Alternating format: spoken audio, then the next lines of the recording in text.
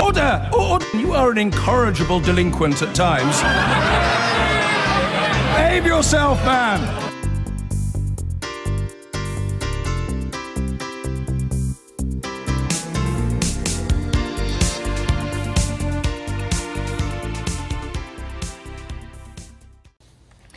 Thousands of students marched through central London calling for the return of free higher education.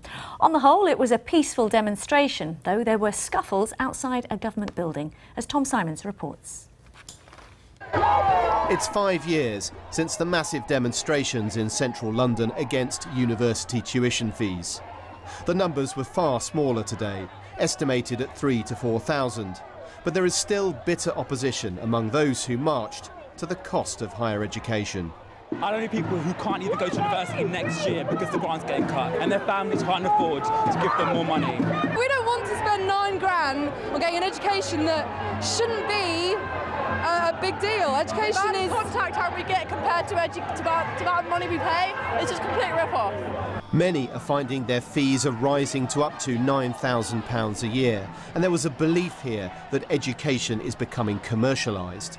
The government says that universities offer a range of bursaries, scholarships and grants, and that there was more money than ever to support living costs. Stop, stop, stop!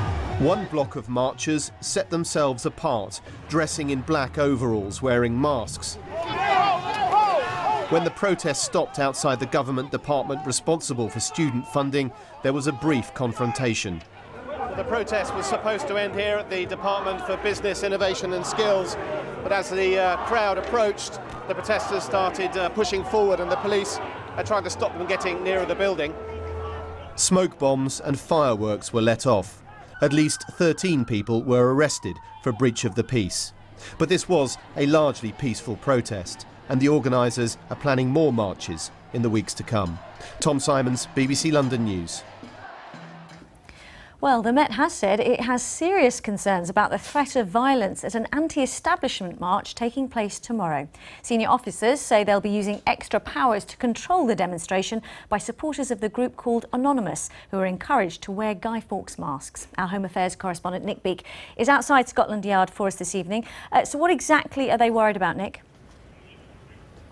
Well, Riz, the police are concerned because they describe tomorrow's march as having no clear identified organiser. They say there's no clear route and also there's no objective. Now, I'm sure if you ask some people who are planning to go tomorrow, they'll say that their objective is to campaign against capitalism or against corrupt authorities across the world, and also maybe to uphold civil liberties. But it's clear that the Met Police believes that lots of people are coming tomorrow with the intention of causing trouble. They're not there to protest peacefully. Why do they believe this? Well, they say, look what happened at the last 3 marches of this nature. Last year, for example, 10 people were arrested for attacking police or causing damage to buildings. Hundreds of people swarmed through central London. Some people jumped on cars, and also London buses were rocked from side to side. Now, those taking part and those taking part again tomorrow are supporters of the group known as Anonymous, which has come to prominence in recent years for its high-profile campaigns, hacking some organisations, including the CIA, the Church of Scientology, and also the BNP. Now, earlier we asked the Met why they're imposing these tougher measures on the event this year.